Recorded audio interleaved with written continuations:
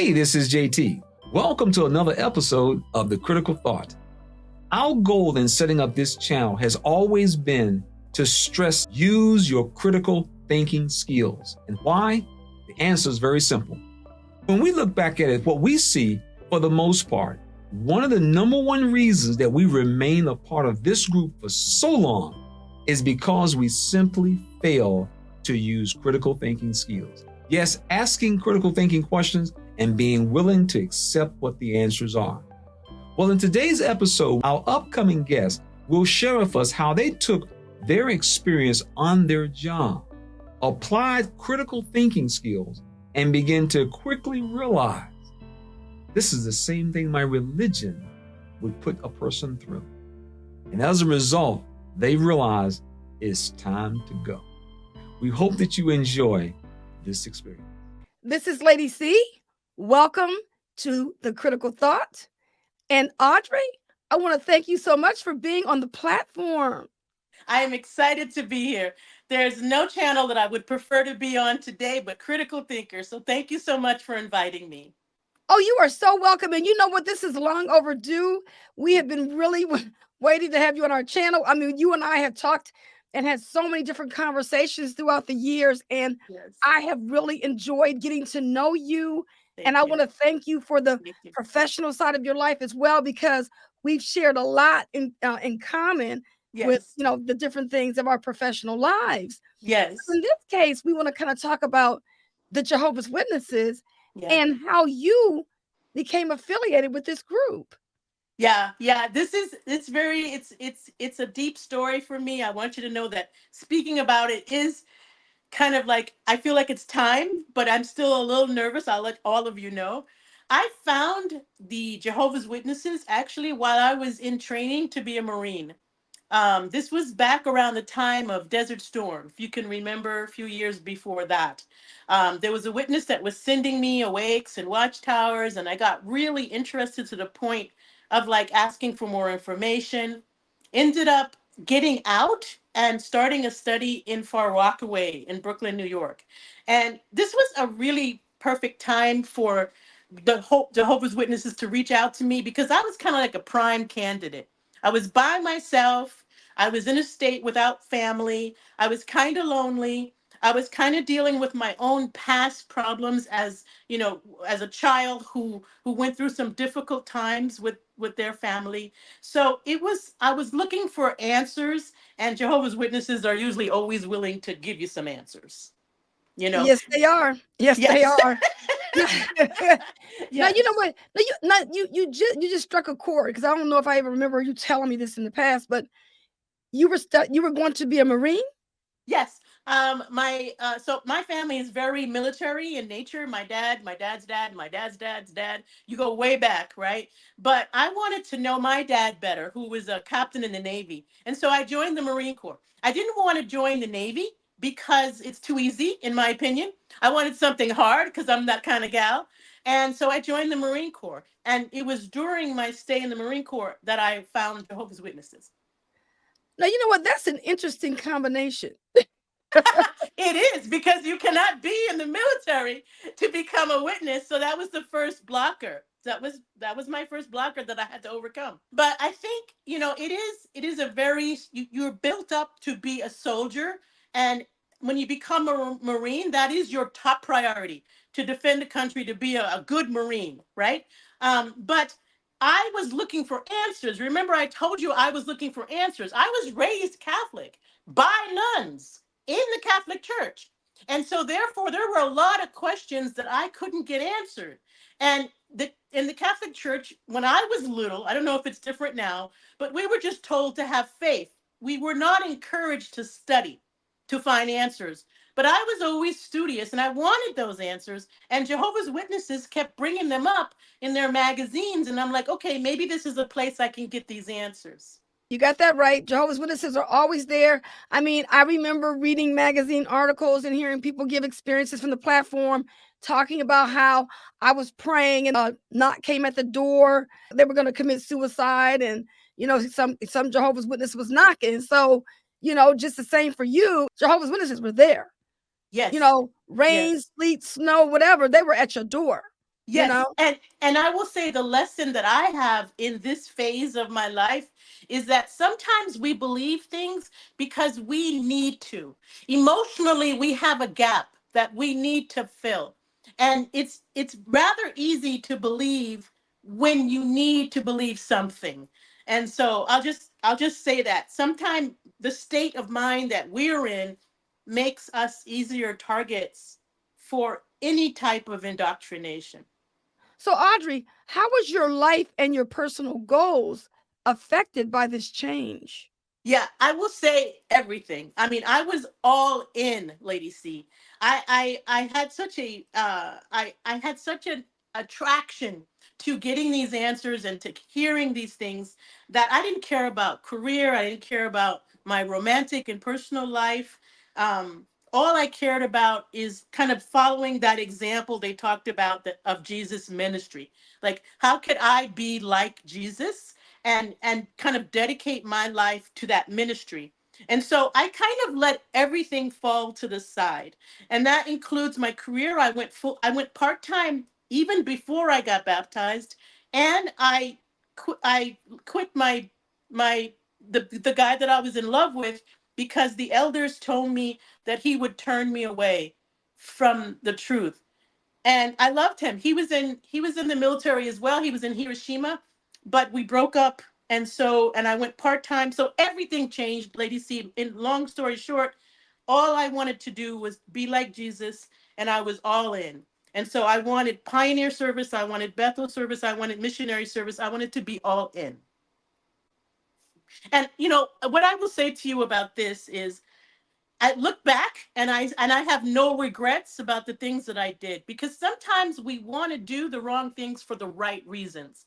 My heart was 100% in the right place, but I think I got distracted by something that wasn't as authentic as I thought it would be. But that happens. We shouldn't have regrets when we're putting our heart and effort into doing what's right.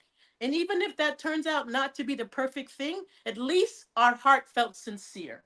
So, Audrie, it sounds like you had no doubts about it. So, what actually caused you to wake up then? Well, I started to see a few red flags. And I will say that waking up in my case was very progressive. It wasn't something that happened instantly or in one day or in one week. It was progressive red flags that I began to pick up. So I actually was accepted to be one of the first commuters at Brooklyn Bethel. So I worked there in the headquarters in when it was in Brooklyn. And as a Bethelite or community Bethel at the time, I got to see things that confused me. And I'll put it this way, or irritated. I don't know whether confused or irritated or frustrated is the right word, but I'll share a couple with you. I had a dear friend. She and her husband had been at Bethel for like 10 years. They were strong Bethelites, and they had sacrificed a lot from their personal lives in order to come into Bethel and put all their hearts into it. She got disfellowshipped because she was reading the Bible in private with some other people, and they were doing some personal study. And they had been told stop doing this kind of independent study, but they wanted to do it. It was only Bible study, and they got disassociated or disfellowshipped. And I was extremely hurt by that, because I'm thinking, how can a person who invested that much of their life into their faith be actually kicked out of Bethel for reading the Bible, talking about the Bible? I'm sorry, even though I understand they don't believe in independent thinking, it still didn't seem like enough to kick her out. And then it got to the point where my Bethel elder told me, don't reach out to her, because if you reach out to her, you can be disfellowshipped for associating with her. And I wanted to pray for her. And he said, no, we do not pray for disfellowship people. So that was a big red flag for me, Lady C, because one, I'm thinking like, I'm trying to think like Jesus, and I'm trying to put myself in the mindset of Jehovah. And I cannot imagine Jehovah punishing us for wanting to study his Bible, his holy scriptures. So the whole thing really was a red flag, but I was submissive, and I just kept going. Another thing that bothered me Lady C, was the double standards, right? So we were at Bethel, and sometimes we had to do overtime. We had to do overtime to keep our work up sometimes. And the overtime that we have to do could conflict with our meeting schedule, in the sense that if we had to work overtime, we might have to miss a meeting. But that was okay because we were working for God at Bethel. Now, this bothered me because I was working in a need great environment, which means that I was working in the French speaking community, and there were brothers and sisters in that community who were struggling, right? They had to make dollars meet from week to week. And yet they might need to work overtime, but were not permitted to do that. They were told, if you have to leave your job to be at a meeting, then you have to leave your job.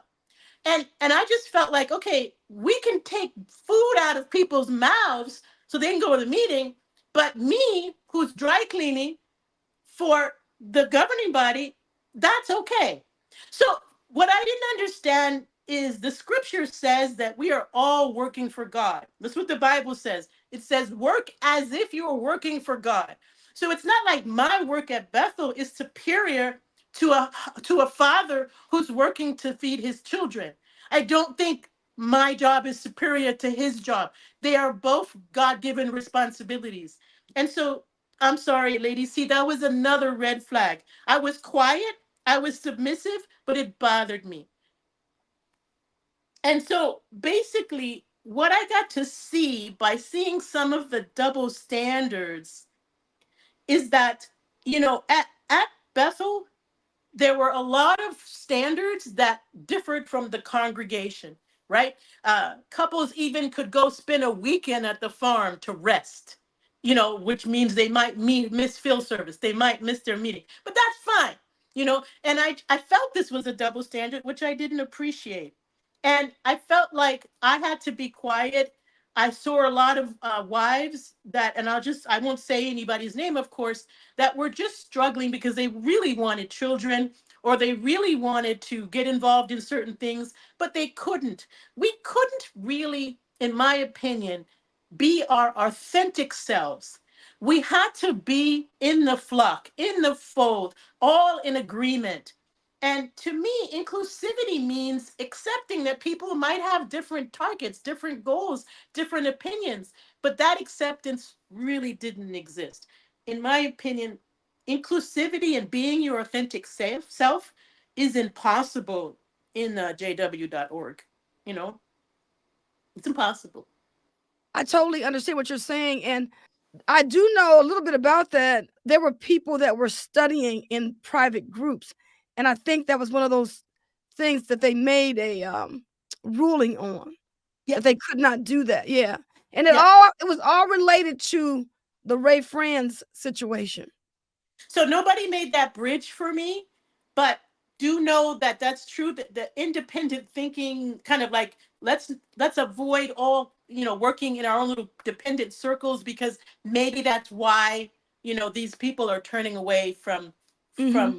the chariot. Yeah. When we work full time for our jobs, it's taking us away from Watchtower. But when you are at Bethel working on a Saturday, not going out in service, or working overtime and not making your midweek meeting, they still know where you are. You're not somewhere trying to make money for your family to be pulling away from Watchtower. So they're not competing with your time. So because it's for them, it's okay. And that's and I'm sorry, lady C, here's the beginning of the waking up. This is when you love God, it is God's principles, it's God's thinking that matters, not man's thinking, right? We have to stop and say, did God give us all the responsibility to work to take care of our families? Do we have responsibilities at Bethel? Yes, we do. Do we need to sacrifice our meetings for those responsibilities? Maybe we don't.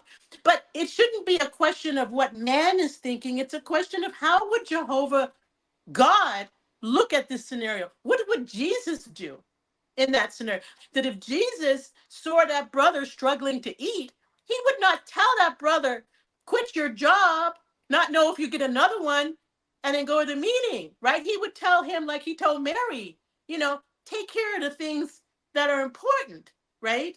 So it's like, I don't know. This is just me, Lady C. It's I think reasonable. it's commendable that you do that, and you think that way, and lots and so many more people are. It's from a standpoint of this is how they control you. Yep. Yep. Because you being full-time on your job, they can't control that. Yes. You being Yes. full-time with them, they can control that. You're doing Yes. more watchtower stuff. Yes. And then I began to question if someone keeps on changing the rules to make things be in light of their favor, it's like they're competing with the Bible. It's definitely control. Did you see the control? Yeah, I'm glad you used that word. It breaks my heart when, because I'm listening to you and I'm nodding my head in agreement, but this whole thing breaks my heart. Like my heart is breaking right now because I know how sincere people are who are in this organization and how they feel they are putting God first. But you use the word that is really the key to how I woke up. It's understanding the mechanisms of control. Well, you want to share a little bit of that with us about what you think about the mechanisms of control and how you've Yes. been able to understand that yourself? Yes. So what happened is I got involved in SART. SART stands for Sexual Assault Response Team, and WEAVE. And WEAVE stands for Women Escaping a Violent Environment. These are nonprofit organizations that I was doing volunteer work with that help people who are in domestic violence and sexual assault scenarios. And in that, I took 8 weeks of training from medical personnel, from legal personnel, such as police officers and people in law, who taught us how to recognize the mechanisms of control. So I brought with me today, and I hope you can share it, a list of the things that I began to learn in this class. And what's amazing to me is that when I started this class, this was something I was doing on the side. I wanted to do something for my community. No, it's not normal that Jehovah's Witnesses will do this kind of thing, but I've always had an attraction to helping the world in general, right? And as we went through, you'll see on the slide here 17 methods of control. And if you go on the internet, you can search and find all of these yourself. You can even use Chat GPT. We'll talk to you in detail about each one of these. But I want to show you what happened to me in the classroom. I started to recognize a parallel between the control mechanisms being taught to me in relation to rape and domestic violence and what I was experiencing in the organization. And this really hit me hard.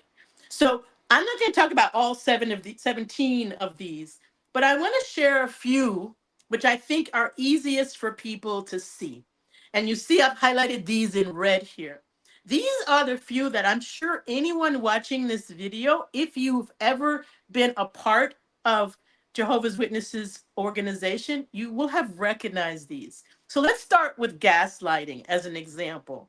I just recently found out that gaslighting comes actually from a movie, right? Where the husband was slowly turning up a lamp, a gaslit lamp, turning down a lamp, making it darker and darker, but telling his wife, no, you're imagining that. So go ahead to the gaslighting slide, Lady C, and you'll see on the left side what I'm sharing with you is typical domestic violence scenarios where they kind of make you crazy. They make you feel like you're crazy. They'll say things like, oh, I was just joking. You took that too seriously. Or you're too sensitive. You know, these are kind of things that come up. These are red flags, by the way, in unhealthy relationships where people start to diminish your critical thinking. So you start to notice something, you're using that critical thinking that we all love, Lady C, and then they kind of diminish it. Let's just push that down. No, no, no, you're thinking too much. Stop doing that, right? And then what you'll see, even in the organization, are things like, the society never said that 1975 was the end of the world. There were people just kind of coming to that own personal conclusion. Just recently with the beards, I was quite offended by the laughter from the platform about how could anybody be qualified because they do or do not have a beard. And you start thinking, well, wait a minute. Maybe I am kind of crazy. I thought that was the way it was. But now we're laughing about it like that was not what it was. And so we need to clarify to you what you misunderstood. And you, this is gaslighting, right? And then most recently, this whole people who were killed in by Jehovah directly, they might be resurrected because actually we just don't know. And they say it and they laugh about it like it's us crazy having thought that thing that was taught for years. This is an example of gaslighting. That's Well, right. And this, not only that, yeah, we did do a video about that, and we had a guest on our program. yeah, But it was about collective narcissism and all that, but it all kind of runs hand in hand. But the yes. thing about it is it's the individuals that are speaking on behalf of the society, and they're trying to reinforce the gaslighting that actually started at the top of the heap with them. Exactly. Mhm. Exactly. Which takes you to the next one. Go to the next one. And this one is in support of gaslighting. What you have is triangulation.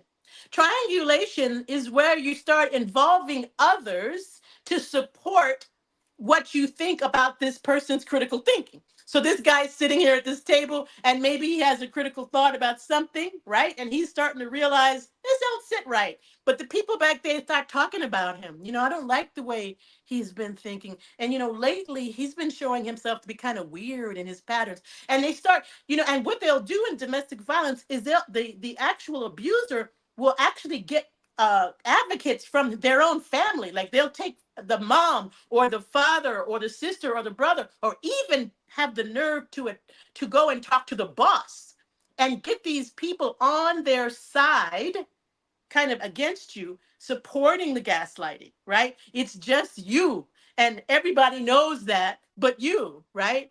And what happens in Jehovah's Witnesses organization, right? As soon as you deviate from a common pattern that is understood, there can be marking that occurs, right? Where we start saying, even before it happens from the platform, you start talking amongst yourselves about this person who's not a good association, or are you noticing that she's doing blah, blah, blah?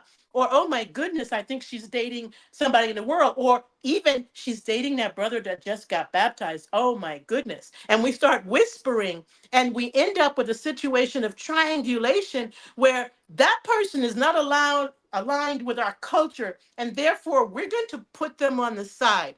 We're going to withhold responsibilities from them because we disagree with their pattern of action.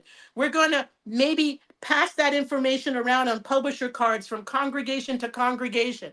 And maybe we're even holding their family, because this is what happens, when you're thinking, I might get disfellowship for disagreeing with this Bible teaching, or even like my friend in Bethel, even for studying the Bible with my friends, you're thinking, oh my God, I don't want that to happen because I'll lose my family and my friends.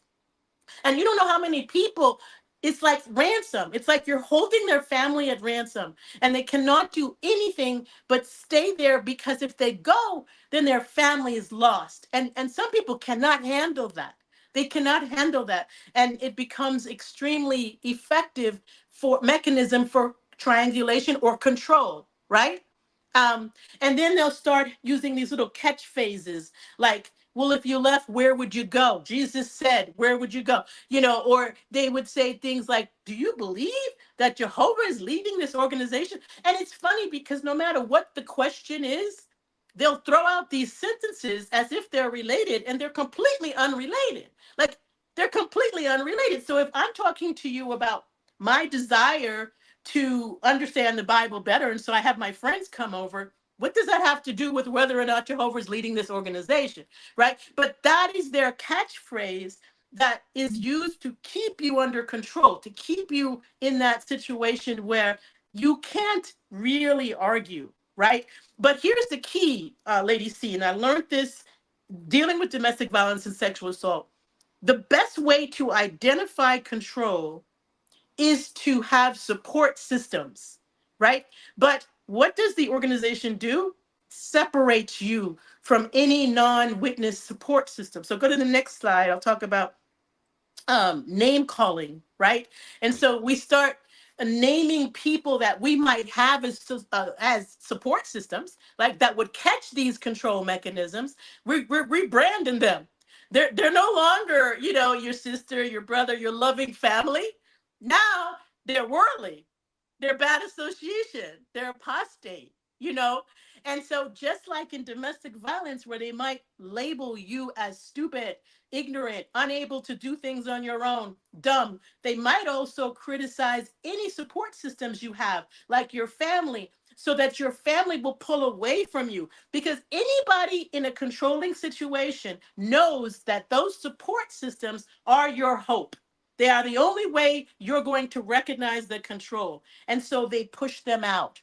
And so an abuser in domestic violence will do his or her best to push that support system out. And so if you are a support system for somebody in domestic violence, my biggest advice to you is not to criticize, to just stay present, be available no matter what happens. Because if they have no support system, they are unlikely to be able to recognize an exit if it were to appear. Same thing happens with witnesses. All of these support systems are rebranded. And so, because they all got bad names and they all look like they're working for Satan, now they lose that one opportunity that might wake them up, that might say, yo, I don't think that's actually a good idea what you just said, because blah, blah, blah. They're not there. They're not there because they've been pushed out because of a labeling that they got from the organization, right? Can you go to the next one? I want to be careful with time. The silent treatment. And this comes in handy after you know pushed out their support systems, right? Because they're gone, right? So now don't speak to them, right? And because they have no one else, it's kind of like you've created, the controlling individual has created a dependency on them. And because they've created that dependency, now you have no one to talk to if they stop talking to you. And they have convinced you that you are so ignorant, childish, or incapable that you cannot lead your life without them. So that silent treatment actually becomes a threat to your life because of your dependence. And this happens in domestic violence. You can see the list that I show there. But also, this happens in Jehovah's Witnesses organization, where that negative inner circle of gossip begins to close doors to you from the people that you have left in your network, right? They might even literally mark you. They might label you as crazy because as they label you as crazy, it prevents others from listening to you, especially if you're bringing up a valid point, for instance, or a point that cannot be easily argued. It's best that they label you as crazy. That way nobody can listen to you, right? Yeah, Because you're crazy, right? And then the ultimate is the final shunning that occurs when you're disassociated or you're disfellowship. And right. that, for somebody who has no support systems because they've been removed, that is detrimental to their lives, to their psyche, to their ability to recover, right? And if they cannot come back, if they feel like they cannot come back, it will change their lives forever. Yeah, but not only that, but it's really, really sad. This is an interesting topic here. And the silent treatment is probably done more often to people than you realize it because like your siblings, I've had siblings that like your sister may get upset with you and Yeah, now she's not talking. Your mom gets mad and yeah, she's not talking. yeah, And it just really does something to you. So when a group of people do that, yeah. especially the group of people that you claim is your lifeline. And I found one thing interesting about this Mm-hmm, negative talking and gossiping. mm-hmm, If a Jehovah's Witness talks about another witness that's so-called a regular witness that's active, mm-hmm. then it's considered gossiping. Yeah. But if a person gets disfellowshipped or disassociated and you're talking about them, All they don't gossip consider allowed. that as gossip at all. Yeah, all gossip is allowed at that point because Exactly. they're an enemy, right? We Mhm. can we can gossip about enemies because we have forgotten the parable of Jesus about the Samaritan. We can Yeah. we can treat our enemies any way we want, Mhm. right? And I actually have a dear friend right now who is shunning me, who's not talking to me. She knows it's breaking my heart. But I think if you look at the videos that are shown at the conferences, they believe this is the way to get you back. And I just want to say at a certain point, and I'm at that point, You not speaking to me doesn't get me back. It just proves I've made the right decision. Because what I see is conditional love. I don't see discipline. I see I love you when you do what I do, but I don't love you when you choose to do something different. That's not inclusive. That's not real love. And no, it will not get me back. That's Uh, right. and if you want to go to I think this is the last one that is, I wanted to, no, treating you like a child. Yeah. This one, I tend to forget this, but this is where everything in your life starts getting controlled. This happens in domestic violence really quickly, where they'll start wanting to know where you are, when you're coming home, what time, who you're with, and you stop feeling like an adult. Like all of a sudden, you feel like you back when you was a teenager, and your mama was like, "Where are you? You got to be home by 11." This starts happening. This is an indication that there's a control mechanism. This is not sincerity of a concern, because it gets overwhelming. You can see the text message here. This also happens in the JW organization, where you're supposed to be submissive no matter what, right? And every aspect of your life, not just, not just what type of job you have. There are certain jobs you can't have. Not only when you can work. I already talked about the fact that you cannot be working instead of being at the meeting. What kind of sexual relationships you can have in the umbrella of a legal marriage can be discussed. Whether or not you can wear a beard, whether or not you can wear pants to a meeting. All of these things are not in the Bible, right? That there's nowhere in the Bible that says I need to wear a dress to the meeting. Actually, everybody wore dresses back in Jesus' day. So how come the brothers aren't wearing dresses? So all of what I'm saying to you is that is control. Like what every aspect of your life. And at some point you just want to say, and I felt this, Lady C, you just want to say, when you say it's a matter of conscience, do you really mean that? Because I'm getting questioned on every aspect. And when you're at Bethel, you have a Bethel elder, and they're asking you all kinds of, I'm not even going to go into that, but it's like you feel like you have no private life.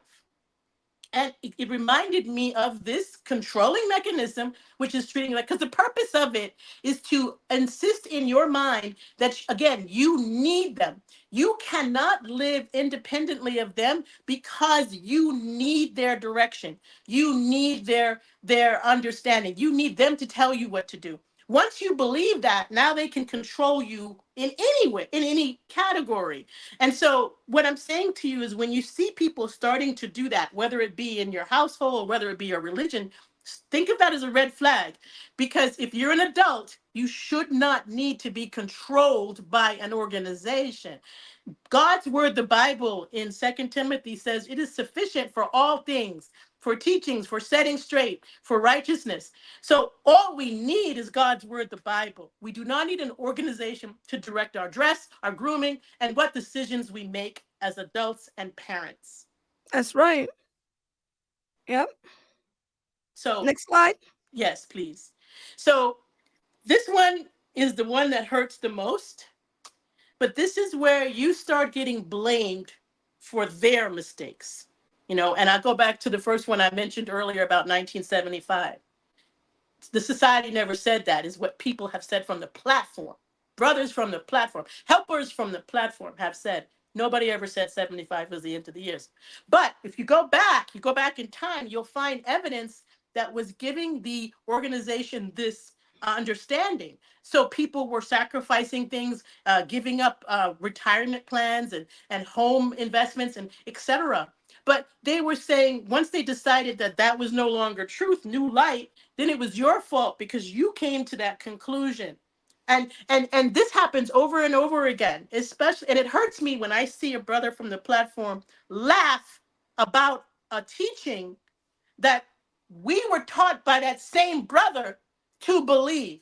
And we submissively adapted to that teaching because we were being submissive like sheep. But then you laugh because you're laughing at me for obeying you. But this is the way it happens in a controlling situation. There isn't that level of apology. So if you're in a relationship, your partner may be wrong sometimes. But if they're able to say, I'm sorry, I was wrong. That was my fault. Next time we'll do this differently. Then you have a healthy adult relationship. But when it's always your fault, when things go wrong, that's another serious red flag. Look at this woman. This picture, I picked it up from a domestic violence site on the internet. Every bruise on her face is her fault. She did something wrong. And I'm telling you, you can't predict this. You can't say when the food is hot or when the food is cold, because it's up to the controlling individual what he feels or she feels like that day that will provoke that. So it's not like you can prevent their flaws so that you can prevent the abuse. No, no, it's not you. Victim blaming is very popular also in rape. What you were wearing outside or what time of night you were outside. I'm sorry, I don't care if I'm out there butt naked. You don't have the right to rape me, right? That is a law that says rape is illegal, right? Now, I should also get in trouble for being butt naked, but it's not an excuse for you to rape me, right? And so this happens in the organization a lot where you feel like your own lack of understanding is an excuse for their uh, misdirection, and that's just not, it's not fair, right? It's not fair, and I find it insulting. I find it insulting, Lady C, that they will laugh at what they told me to believe, and I'm supposed to laugh with them because I feel like an idiot. You told me that I believed it because you told it to me. Now you want to find it funny? I get very I upset. think the reason why that's part is so sad is because while this ruling is taking place and being allowed to be enforced on the members, you are being faced with excommunication if you do not follow through with the belief. And then after the fact, like 20 or 30 years later, people make it seem like it was just so trivial. Well, Yeah. everybody knew the world wasn't going to come to an end in 1975. How could you have believed that? You Silly know, you. Silly you for right? being submissive, right? Silly Exactly. you. Yeah. Well, with It's the like, passage of time, the yes, Watchtower is able to trivialize those teachings. But while yes, it was happening, people were really feeling some kind of way and being yes, cut off from the families and all yes, kind of stuff. You know. yes. And you'll never hear an I'm sorry. And actually, there was a brother recently that said, we do not have to apologize. He actually said it. Whereas those apologies could recognize the impacts to people's lives. Like on this Mhm. slide here on the right, could you imagine a child being molested, being told you should have screamed? Or why didn't you scream? Like, how dare you? How dare you? Like, I don't understand how you could think that way because this child's going to have trauma for life and you just added to it, right? Mhm. It's like I put on here also, um, your husband is unfaithful. Maybe you're not dressing well enough, maybe you're not taking care of yourself, so your husband was looking elsewhere. Shut up. Don't tell me that my husband's sin is because of my outfit yesterday. No, my husband's sin is because he decided, he made a choice to sin. Could you please go talk to him about that sin, right? And if you have doubts, are you reaching outside of the organization? Are you looking at internet sites that are not jw.org? Maybe I am. None of your business. But if I have a doubt, address the doubt. Don't address my behavior. Address the doubt. These things really annoy me. Like, I get offended because I love the people that are in the organization. There are so many people that I still love deeply, and I What? worry about them. So, Audrey, what is your current relationship with the Jehovah's Witnesses? I needed some time away to really make a decision. So I took some time away and I just kind of got into my own head. I did some therapy, kind of like just going through, it was like 11 years of full time service and kind of talking about it and what I feel. And since then, I've decided to separate myself completely. I I love the people that I love, but I see this as not in harmony with what I know God to be, a God of love. And I see people suffering. I see depression, suicide, self abuse as the results of this level of control. And I'm worried about the people I love. But I have decided, no, I'm not coming back. I have decided this is not right. And if Jehovah is the kind of God that would allow this type of abuse, that would not be understandable to me at all. I think anyone who's coming to this decision where they're noticing these red flags should take some time to think, like take some private time, do some critical thinking. Don't ignore the red flags that you see, because humans are built in the likeness of God. We recognize danger through our gut, through our intuition. We should never ignore that. In domestic violence, you'll see this happening where the red flags are ignored and therefore the abuse can go on for decades. So you need to not ignore it, think about it, pray about it if you still pray, and then make a decision on your own. I can't tell you what to do. I will never try to tell you what to do, but make a decision based on your own understanding, your heart, and your prayers. Don't ignore the red flags. Well, that was a really good experience that you had there in sharing all of that information. And I am so certain that a lot of people can resonate with what you're saying. And I am so glad that you took the time to do that critical thinking so that you could find yourself on the other side of this organization. So I want to thank you so much for being It's on my the pleasure. program Yeah, it's and my sharing pleasure. your experience. Yes. Totally my pleasure, Lady C. I think what you and JT are doing is hugely important, because in order to think critically, again, I think you need support systems. And you are acting as a support system, even though it's remote, right? Any type of support system can help us think, help us recognize when something ain't exactly right. And even just asking the questions like you and JT do, really hugely important to me. So I'm glad to be here with you, because I value and I respect you and JT deeply. Oh, thank you. We appreciate that. For more details about the 10 warning signs everyone needs to know about domestic violence, please refer to the description of this video. You can reach the Domestic Violence Support Hotline online at thehotline.org. If you need immediate assistance, you can reach their hotline at 800-799-7233 or text the word START to 88788. This program was sponsored by Critical Thinkers.